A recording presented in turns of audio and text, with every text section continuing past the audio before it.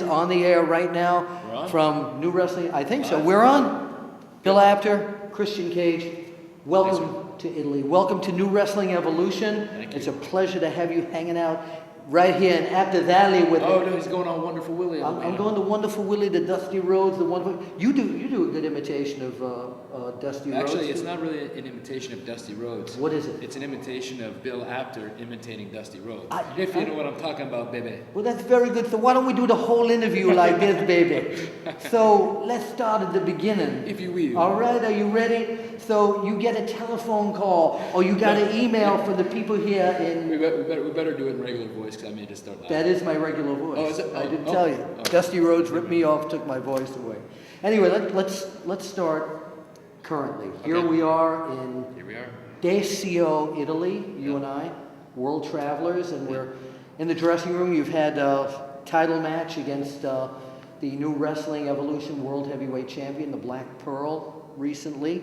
And how did you get the call to come to Italy?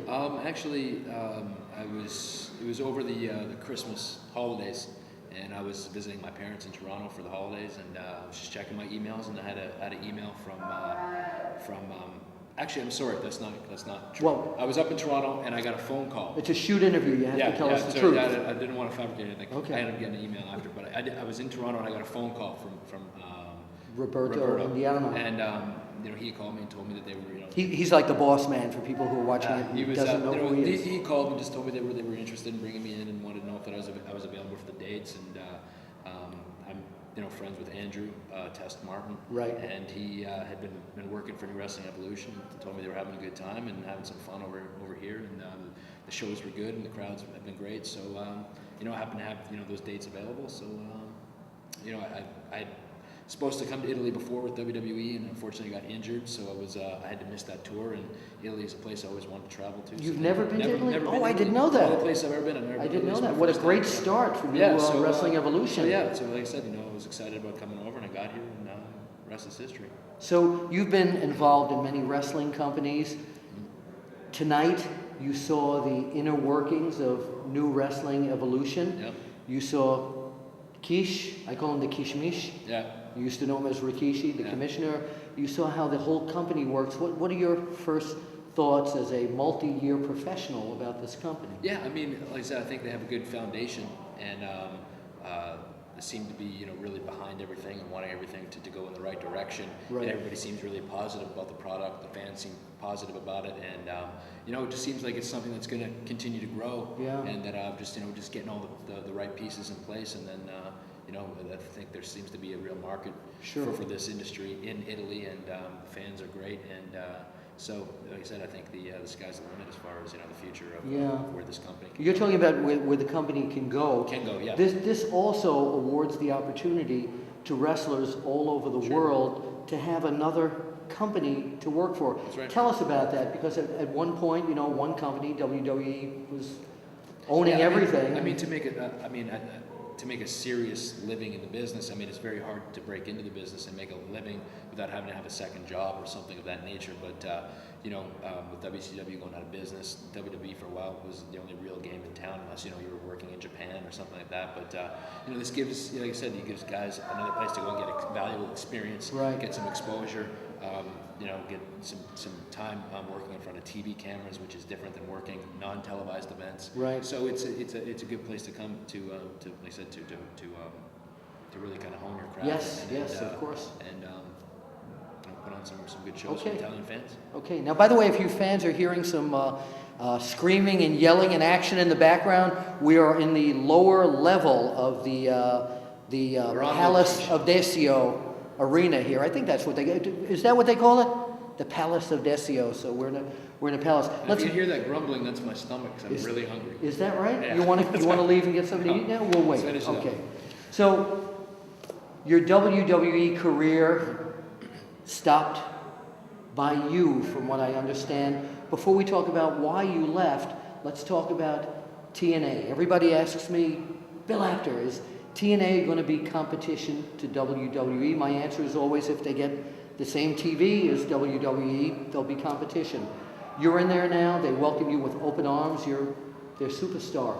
Tell us why TNA why did I decide to go to TNA? I felt like TNA, obviously with the amount of years that I've been on the road and the wear and tear that I've had on my body and things like that, it was just a perfect situation for me.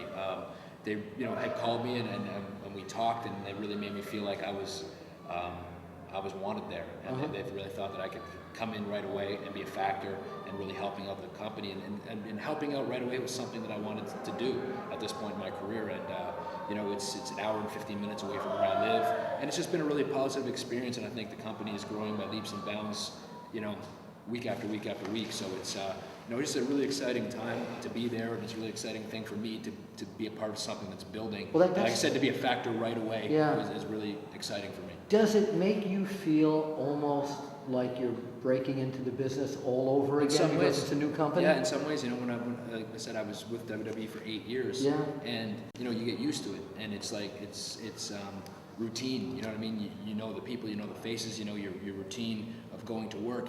Now it's like all of a sudden I was home. I was off for a few weeks before I started with TNA, and then when I was driving there that day, I was like, I'm going to like a different place. It's like being the new kid in school. You go there and you didn't really know what to expect, but everybody there welcomed me with open arms. I was going to ask, what was it like? I was worried. You go through. You never know with a new place. You might be afraid that people might look at, he's coming in to take my spot, or he's coming in to just walking into a certain position. But nobody was like that. Everybody was really, made me feel like I was welcome, that they wanted me there. And the wrestlers as well as the office people. Everybody from top to bottom, everybody really made me feel like I was wanted and was a part of the team right away, which was, really, made me feel good about my decision. So you didn't feel a beat off the first No. the first night you were there? No, I felt really good the first night I was there. How does, now that you've been in TNA for, how long? November, December, January, 3 months. So several months. Yep. You've seen the TNA machine in operation here. What did they have to do beside TV to bring them up to the next level? I think, they're still in the, even though they've been around for just over 4 years, I believe they're still in the infant stages of building a national television product. And I think Spike TV, the national TV deal they have, right, is huge. Right. And I think that we've gone well above the numbers that Spike TV was hoping and expecting, which I think has proved that there's a marketplace for a contender for WWE, and and people want an alternative. They want something else to be able to turn to. So it was, it's like I said, I just think that we just have to keep continuing to build on the momentum that we're gaining, and have to keep producing that alternative to the WWE, and everything, all the chips will fall into place. And I think hopefully a better time slot, maybe some more time other than the hour that we have, which would help tremendously. And maybe head-to-head with WWE. At some point, maybe, or even, like I said, even a primetime slot, even if it's not head-to-head on Monday night, even if it's somewhere during the week rather than on a Saturday night. Who knows what we could do with the ratings? But take it one step at a time and build it as it goes, and that's the way it seems to be going. The ball seems to be really rolling for us right now. Do they let you get involved in the creative process? For example, in WWE, you'll see a creative person, a scriptwriter, sitting down with a guy and saying, I want you to say this, we don't need your ideas. What about TNA? Oh, that's funny, because in WWE, that there's a lot of, talk about guys being handed a piece of paper saying, read this word for word. I was never one of those guys. Oh, that's great. And they handed me, I got asked if there was certain points that I could hit in my promo, which is no problem. That's fine. And even in TNA, it's the same thing. But there is a creative freedom in TNA where it's like, they'll, have called me and asked me and really seem to value my opinion. And everybody seems to be working for the same goal, and that's just to put out the best product possible. And just, like I said, it's from creative to being in the ring to the guys, everything has just been a positive experience for me so far. You leave the WWE, but you had to go into the office or do something to physically say, I quit. How did it happen? What did you do? What happened was, like I said, it's a life-altering thing, you know what I mean? Like I said, being in WWE for 8 years, it was comfort level there of, knowing what I was going to get. And you had security. As far security, and as far as, finances and things like that, but, I tried to be smart with my money and financially was able to make the decision without having to worry, and which, is a good feeling. And, you saved your money, not like most of the other wrestlers. Wow. And it's one of those things where, we were filming a SmackDown on Sunday, which normally we would do on a Tuesday, but it was the week of Taboo Tuesday. Okay. So we had SmackDown on Sunday, Raw on Monday, Taboo Tuesday, obviously on Tuesday. So we get there, my contract was expiring on Monday, the 31st. So I was just driving to the arena, and it was just like I couldn't sleep the night before. I was having problems the whole week before. They was. You mean worried, anxiety Well, about just this whole thing? just because it was such a big decision, I was just Yeah. like, man, what am I going to do? And they had wanted me to sign the contract the week before at TV, and there were some things in the contract I actually wanted to go over with my lawyer. Mm-hmm. And can you tell us about any of no, those? it was just my contract previously to that. I just kind of once overed it, and my lawyer said, yeah, it's good, and I signed it. Which is not. Mm-hmm. And this time I just wanted to be smarter about it. I Right. wanted to know every single thing and what it meant in the contract, and I felt that it was my right to know that. Of course. So I wanted to make sure I knew everything with my lawyer, and we went over it, and it also, kind of bought me some more time as far as, making my decision as to what I wanted to do. And driving to the building in Los Angeles that day, I didn't know what I wanted to do, and as soon as I pulled into the parking lot, I knew. I said, it's over. That's Yeah, it. yeah. And, I came in, and the first person I saw was John Laurinaitis, the Vice President of Talent Relations, and That's the guy you had to see? and he said to me, he looked at me and went like this in the air and said, "Where's your contract?" I said, "I think we need to talk." And we went into a room, and we had a good discussion, and Johnny and I have always gotten along well. Yeah. And we talked, and he understood all my points, and we actually hugged at the end of the conversation. Right. So it was like, and he completely understood my side of it. And I told him, I said, I'd like to tell Vince and talk to Vince myself. I was going to ask you if you spoke with him. And, after, giving me the forum to do what I did for 8 years, and also for me, I felt giving myself to the company for 8 years, I just felt it was, something that we should say the to each right other. thing, of course. So, I waited till after the show was over, and then I went in to speak with Vince alone, and we had a good conversation. We shook hands and parted ways, and that's how it went down. And then I assured him that it would be at Raw the next night when my contract expired, and then Taboo Tuesday I wasn't contractually obligated to be there. I was Right. officially a free agent. Right. But I assured him that I would never leave them in a bad position, or the fans for that matter. I didn't want to leave the fans in a bad position, so I honored my commitment to be at Taboo Tuesday, and I did. And then Did he ask you if you were going to TNA? no, nobody did. No, Right. nobody did. I don't think anybody even thought that may be an issue. So it was, it's like I said, regardless of TNA or not, the decision would have been the same. Right. So it was, but obviously TNA help matters and helped make the decision easier and things like that. So it was. It gave you a whole new life. Yeah, it did, and like I said, Yeah. it gave me, like I said, direction again. Did you ever ask them why you weren't being presented or played the way that you thought you should be? Well, that's the thing. It's just that I was just always. I felt that whatever position that I was put in there, I delivered. Absolutely. In the ring, in promos, in backstage segments. Mhm.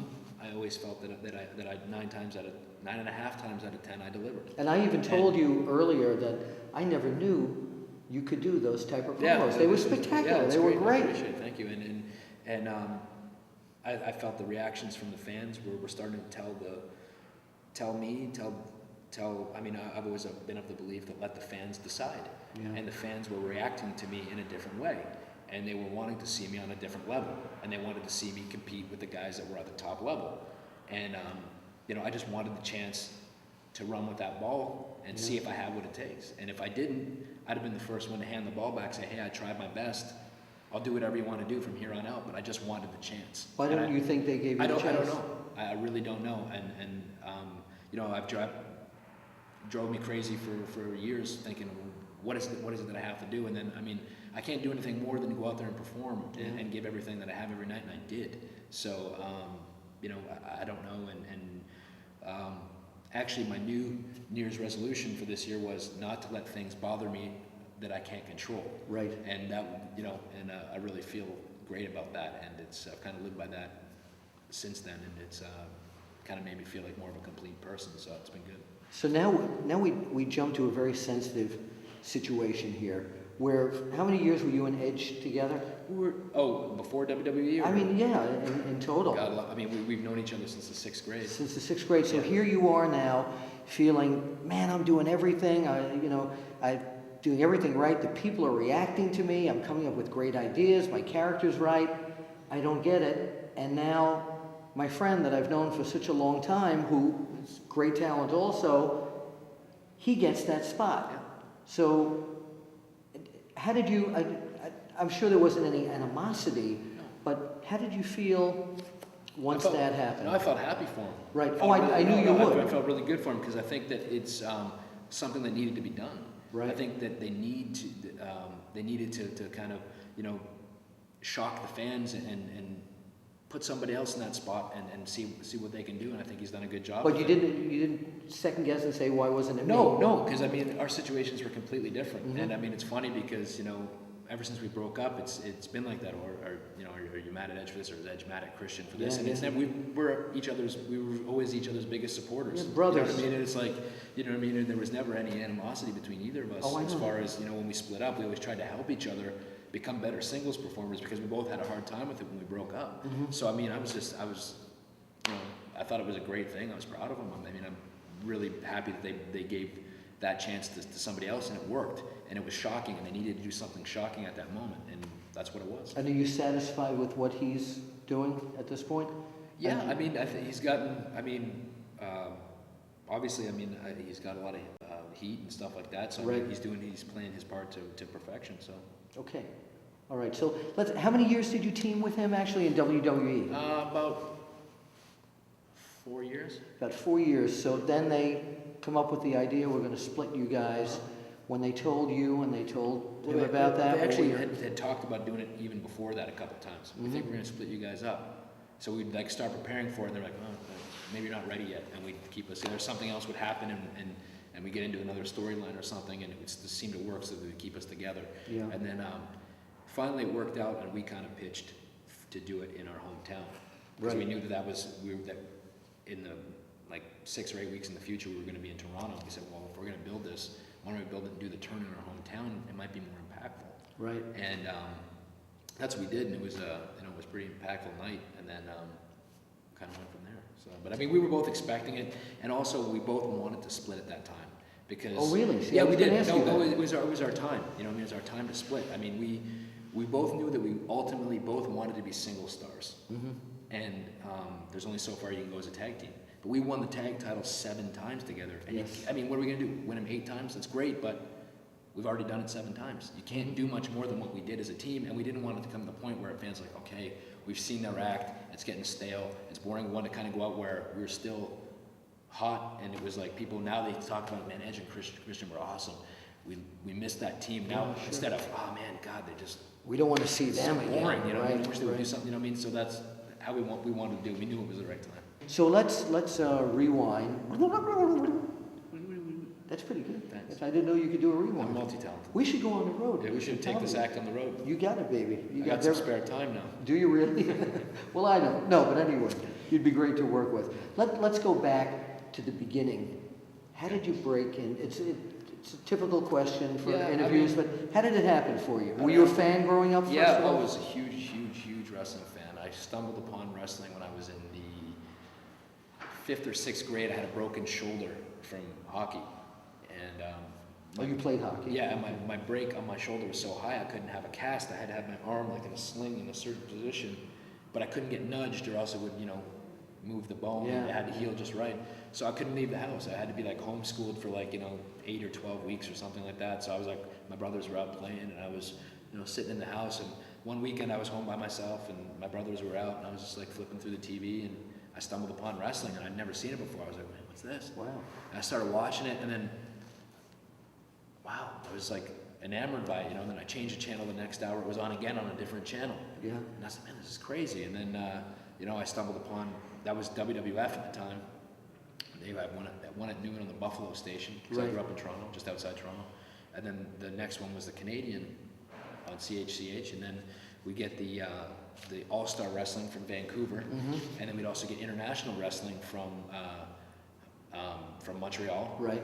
with Gino Brito, Right. and Dino Bravo, Dino Bravo. all these guys, and then we used to get, during the week, we get AWA on Wednesdays. Fern Gagne's Fern company. Gagne's, and then we get, on Monday, we get Stampede Wrestling. So, man, we were really You like... had wrestling it was like a melting 24 pot. hours Yeah, almost. it was crazy. So, and so I was just hooked on wrestling, and I was just, everything from that point on for me was about wrestling. And, my brothers, I'd call them in the next weekend, God, you gotta watch this stuff, it's awesome. So my brothers were hooked on it. How many brothers do you have? I have two brothers. So then we'd sneak out in the backyard in the wintertime, and I'd have my arm in a sling, we'd be wrestling. My mother would come outside, get in the house. Backyard Yeah. sling wrestling. Yeah. Something So then, new. I'd go in and I'd be looking out the window watching my brothers wrestle, and I was like, oh, I wish I was out there with them. But, I was just hooked on wrestling. And then, obviously I moved from the small town that I was in to a bigger town outside of Toronto in the 6th grade. And one of the first guys I met with was Adam Copeland, who's Edge. And we just started kind of talking. Where did you meet him? I met him at school. Oh, okay. Yeah, I met at school, and the school that I transferred to, and we were just talking, and I was a new kid, so everyone was kind of interested in what I was about and talking to me and stuff like that. And then I brought up wrestling, and it turns out he was a huge wrestling fan too. He had action figures, and so did I. And next thing you know, we're best friends, So it's and the rest is history. And that's what it was for us from 6th grade on. It was all about wrestling through high school, through college, and then actually in our last year in high school, there was a wrestling column in the Toronto Sun, and it was write an essay. There's a Sweet Daddy Siki and Ron Hutchison's wrestling school. Their training camp. Training yes. camp in Toronto, and write an essay, and the winner of this essay, will come down. We'll bring the 5 finalists down on why you want to be a professional wrestler, and the winner will train them for free. So Edge had written in, and he was one of the 5 finalists. Him and I think 2 other people showed up. Right. And they looked at him right away and said, "You're the guy." He started training a week or 2 later, and I would always, I would come down and watch him train sometimes. And then when, he started about 2 years before I did, and then I would go down and watch his shows and stuff. And I couldn't afford. It was like $1,500 or something. But That's a lot of money. I didn't have any money at the time, so I was, watching and stuff like that. And then we decided we were going to college, and we were going to the same college. We rented a house with some other friends, and then we started kind of talking about it again. He's like, we always said when we were going to wrestle, we were going to wrestle together. Are you going to do this or what? And I was like, I don't know. And he's like, look, he said, basically, you always wanted to do it as much as I did. If you're going to do it, this is the time. Right. And I was like, you're right, I'm going to do it. And then, I took money from my student loan from college, and I paid for my wrestling training. And my parents didn't know for about a year that I was even doing anything. College of Violence. Yeah. So I was going to college during the week, and then on Saturdays and Sundays, I was going into the wrestling school to wrestle. And then that's how I got into it. When did your parents find out? About a year later, Yeah. I told them, yeah. They were like, oh, we wondered why it was taking you so long to get into it. I obviously didn't tell them about the borrowing the money from my student loan. But So how did these Suicide Blondes happen?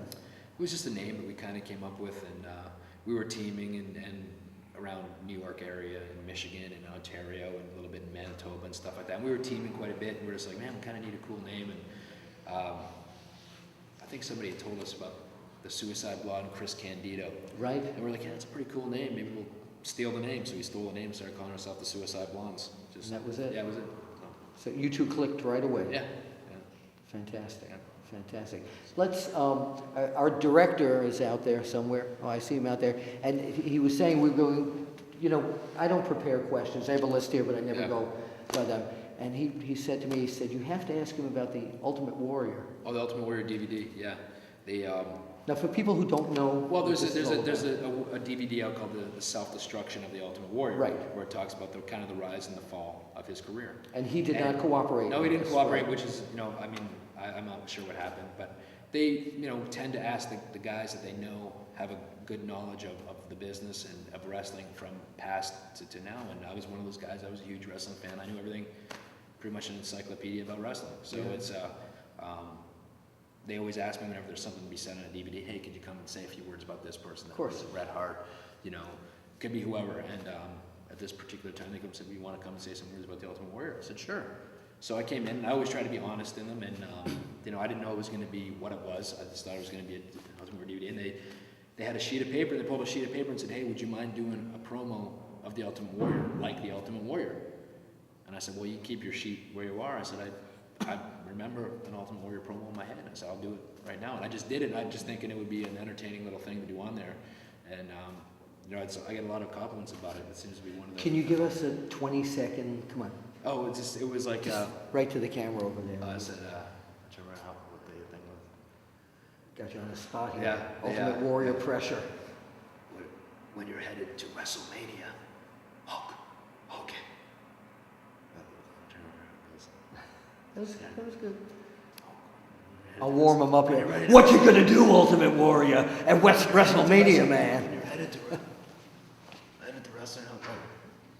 He was talking about being on an airplane, and he said, "Kick down the cockpit door, Hogan. Dispose of the pilots that have already made the sacrifice, Hogan. Assume the controls, Hogan. Take the plane into a nosedive, Hogan. And you will soon be close to parts unknown." Oh, man. That's great. So, You can all applaud if you like. There's 3 or 4 people. Director, cameraman. everyone that doesn't speak English is like, yeah, That's a nice. That's a nice. Primo. Have you accomplished everything that you've wanted to in No, this I haven't. business? What's left? What's left is for me to be a main eventer and to be a world champion. And it's something that I always felt that I could do. And it's something that I want to do. And it's something that I'm going to do. Yeah. So the final chapter of my career hasn't been written by a long shot. So, you know, it's a new chapter, but it's not the last chapter. So. Okay. All right. This is Bill Apter, rhymes with chapter. With chapter. I want to thank you so much Thanks, Bill. for sitting Always here a pleasure. Never a with chore. us. And from Italy, this is wonderful. Arrivederci. Arrivederci. And we see you at the matches.